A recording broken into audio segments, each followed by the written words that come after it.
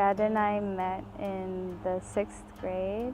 We got put in the same track, and within the tracks they have different teams, and we got put into Team Destiny. It's such a blurry line from when we were friends to starting to date, because we were pretty close friends.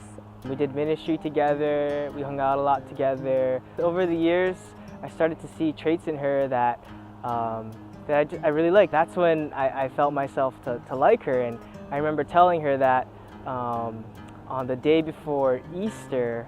We had already stayed up really late. We were watching a movie with our friends, and it was already about 1 or so, and we had to wake up in a few more hours to set up for our sunrise service at church. So we decided to just stay up the whole night. At about 3 or so in the morning, Brad told me that he had feelings for me and that he might want to start a relationship with me in the future. And I was so shocked. That's when I figured it out, that God had orchestrated all of it throughout our friendship, that we would be friends and be able to get to know each other in that context. And I was really excited for what laid ahead. We didn't start dating, but for good reasons. I didn't want to date her until I was able to ask her to marry her one day, and that's something I didn't have. There wasn't a way I could provide for her and care for her like a husband could. So we waited for about a year longer, and on the 4th of July, I asked her dad if I could start dating her with the intent of one day, hopefully, God willing, marrying her. One of the biggest things I'm looking forward to doing is just to really be a team for God and in doing His will and working for His kingdom. I think I'm so excited to just really be able to put our heads together and serve God as one. There's one thing that I look forward to that tops everything, and that one thing is doing our best to represent what we think marriage is really about. God and His relationship to His people. That act is such a sacred, marvelous, and just miraculous act, how God came down for His people. He came down as Christ. He died for our sins while we were still sinners, while we didn't want to have anything to do with Him at all. We just turned our backs to Him. He still died for us. He still cleaned our slate, made us new so that we can be with Him forever in eternity and just enjoy Him and be the most joyful that we could possibly be.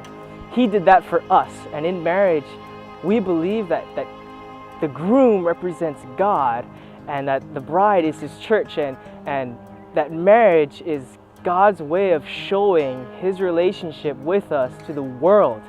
And my hope is that we can do that wholeheartedly, we can do that intentionally, and that God would be glorified with that, that I can love her, care for her, help her, be humble with her, be patient with her, the way that God did, especially in the way that He did when sending His Son Christ for us. And my hope is that we can do that faithfully. Tiana, I just want you to know that I love you more than anybody. I want to spend the rest of my life with you. I want to care for you. I want to be there for you. There's no one else that I would want to marry, and there's not another time that I would want to marry you, but today, but now. And just thank you so much for being you. Thank you for caring for me. I really appreciate everything you do, and I just hope to be the husband that you want, and I really hope that we can glorify God together. I love you. Brad, I am so excited that I get to marry you, and I'm so thankful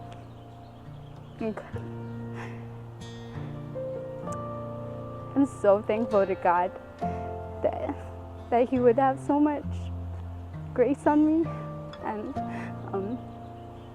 I don't know why He favors me so much that He would give me you, someone who loves me as you do and takes care of me, and I'm so excited for this next chapter, and I hope that I can be a blessing to you. I hope I can be a good wife to you, and I hope that our marriage is a blessing to others and to God. I love you.